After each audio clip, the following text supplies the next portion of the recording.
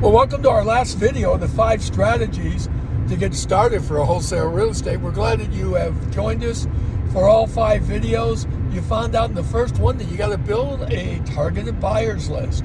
And then, of course, you got to choose the right market, and it takes a skill set to do that, to drop in, drive the zip codes, and really understand the area block to block. And then you got to master that lead generation. Now, how are you going to produce inventory? And that is through driving for dollars, connecting with other investors, using software. There's plenty of ways to do that. Has been updated to avoid a road closure. And you got to understand your numbers and know how to do, as we call it, the as it sits value, and figure that out. We went into that extensively in the last video. And finally, number 1, what is the most important component of being effective in wholesale real estate and getting started?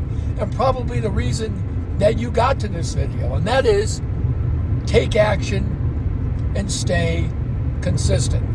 You got to set daily outreach goals. What I usually encourage students to do, and I do it myself, is you've got to spend, if you have 20 hours a week, you need to spend 10 hours creating inventory. That's driving. 10 hours following up, skip tracing, working to find the owners, talking to neighbors. All of those things that most people won't do.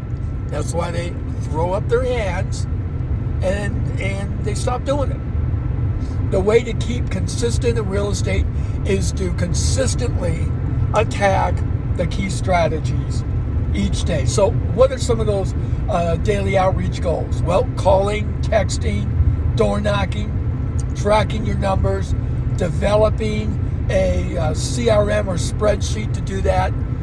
There's several that you can use, and they're very helpful in helping you track activity. And then you have to follow up relentlessly. You see, most deals come from more than 5 to 7 follow-ups. The average person takes between 18 to 23 follow-ups to make a buying decision.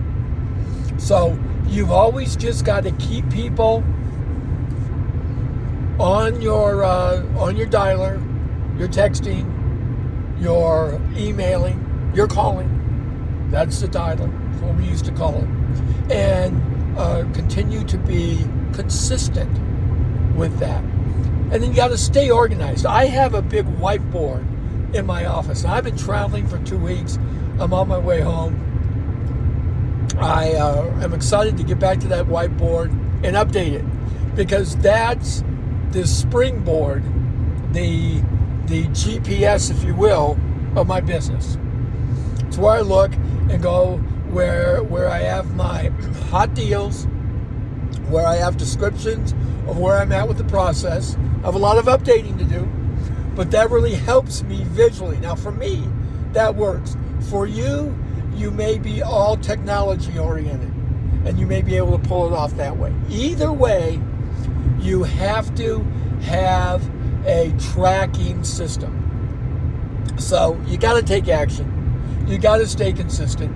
You got to pound it out each day.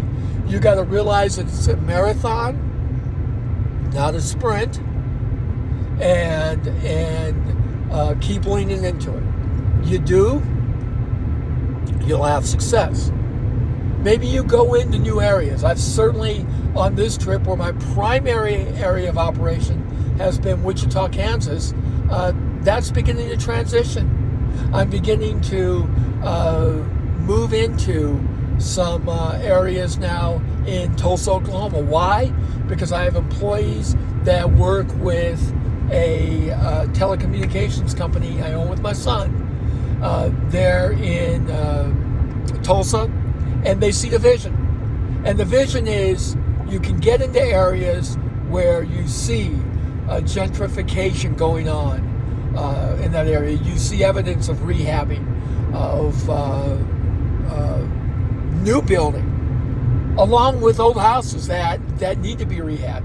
That is a gold mine. I've said that on several of the other videos that we've done. So you'll see those if you stay out and stay active. How did I see those this week? I just put one foot in front of the other and I kept moving. So that's what I encourage you to do. I hope these 5 videos have given you encouragement that you too can get started. If you do what I laid out in these 5 videos, you will be successful. Period. I know that because that's what I've done. Thank you for watching this video series, and we hope to see you in our next presentations.